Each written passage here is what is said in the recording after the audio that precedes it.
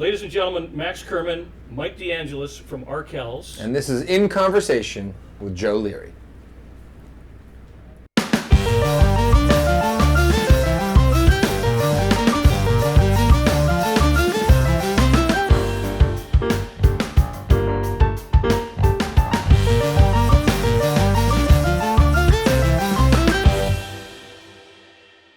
Busy day doing promo, and one of the things I've noticed about you guys, you're really good with the public. You seem like really good people, but it can be pretty harrowing when you're going from appointment to appointment and getting asked a lot of the same questions over and over again. Yeah. How do you deal with it? We just say, that's a dumb question, next question, if we don't like the question. So next question. But I think it's important that you be good with bands or with the fans, because again, there's a multitude of choices out there, and if you do something that sort of offends them, it's kind of hard to get them back sometimes. Yeah, no, I mean, we actually, we talk about this a lot. We have probably like the most like well-adjusted fan base out there. Like there's some other bands that have fans that are like waiting outside their tour bus from 6 a.m. to 3 in the morning. And it feels like Arkells fans, it's like, they show up, half an hour before the show. They go to the bar after the show. They see us, they give us a nice little wave. No one really freaks out too much. It's just the right amount of adulation, I think. Maybe because of my advancing age, I still think of you guys as a newer band, not realizing you've been around like 14 years of recording. What was the point in your history where you didn't have to schlep your own gear in and out, or you looked at each other and went, you know what, we can actually make a living, we can quit our jobs and just do this? It's a great question. Yeah, it's hard to think of the exact year. Even when we were touring, we were still sort of working jobs back at home for a while. For the first couple of years. But I do remember, like, our first record came out in 2008. Yeah. And then sometime around 2011 or 12, we were like, oh, no one's working a part-time job when we get home from tour. Yeah. And that felt pretty good. And what was that first time you heard yourself on the radio? Do you recall that moment? Yeah, I think that would have been 2008. Yeah. And I think the first time I remember is we had just done a whole tour across Canada with Matt Mays. And then we got back to Toronto, and I think we were playing at the Phoenix. Yeah. And I remember driving up to the Phoenix, and like it was almost like at the same time that we were kind of driving up to the venue, we heard, oh, the boss is coming on the edge. And were you kind of giddy? Yeah, we rolled down the windows, we were like, oh, and the only person that was there was this old lady pushing her cart. And we're like, this is us! Yeah. And she kind of looked at us and she was like startled. Wow, that's cool. I want to talk about the collab process. Is it mutually admiration where, say, like the Tegan and Sarah piece, for example? You're fans of them, they're fans of you, you're having a cocktail, you go, hey, let's do something together? Well, a lot of it was actually done during the pandemic. So a lot of it was just sort of like text messages and like working through songs via voice notes back and forth. So, we did the Grey Cup with the Lumineers, for instance, and we were talking about how much we loved Bruce Springsteen and New Jersey music, and then like a month later, we were working on our own music that kind of had a Springsteen flair to it.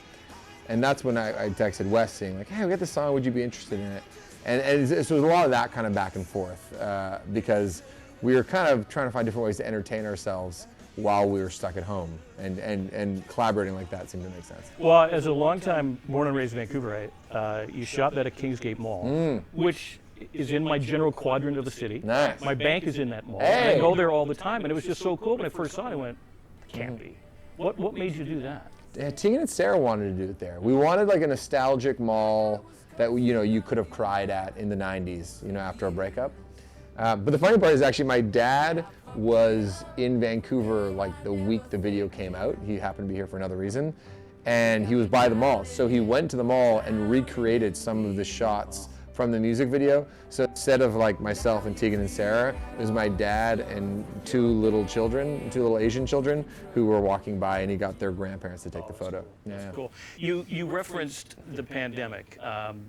Mike, when it first hit and tours got shuttered and we didn't know when, we didn't expect to go through what we went through. Was there any concern that this might spell the end of us as a band?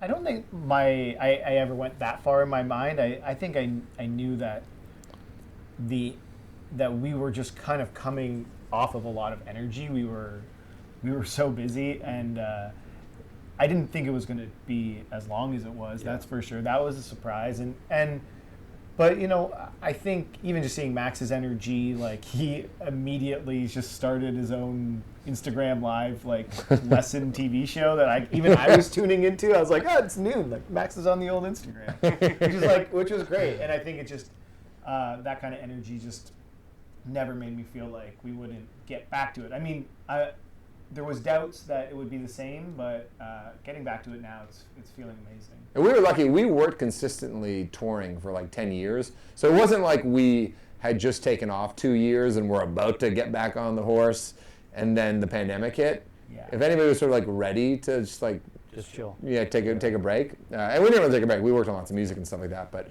it was okay that we weren't on the road.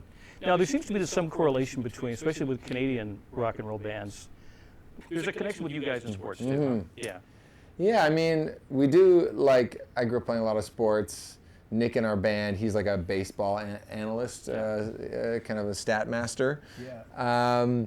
But yeah, so it's been fun to see, our music has been in NHL. Sometimes we'll go down the street and be like, chill, baby. Whistleblower, chill. Whistleblower, chill. We got a lot of chill. Yeah. And we've been in, our songs took us to the Olympics in Korea, and we're pals with people in the sporting world. Like Nick Nurse is a friend of the band. He's jammed with us, and Kyle Dubas is a fan of the band, and he's a friend now. So it's been really cool to meet people outside of our little indie rock world. Well, we're going to end on a sports note because a couple of you are rocking some Raptors gear. It's the end of the Jays. We won't talk about that any further. Probably won't get into the Leafs thing out here in Vancouver. No. But it's just going to be a year for the Raptors. What do you think? Ooh, they always overachieve with Nick Nurse at the helm. And yeah, I mean, I think so. I mean, the league's really good this year, and the East is better than ever. But yeah, if you got Nick Nurse in charge, it'll be okay. They can just keep Drake off the court. It's all good. Guys, thank you so much. Thank you. Cheers. Awesome. All right. Easy peasy.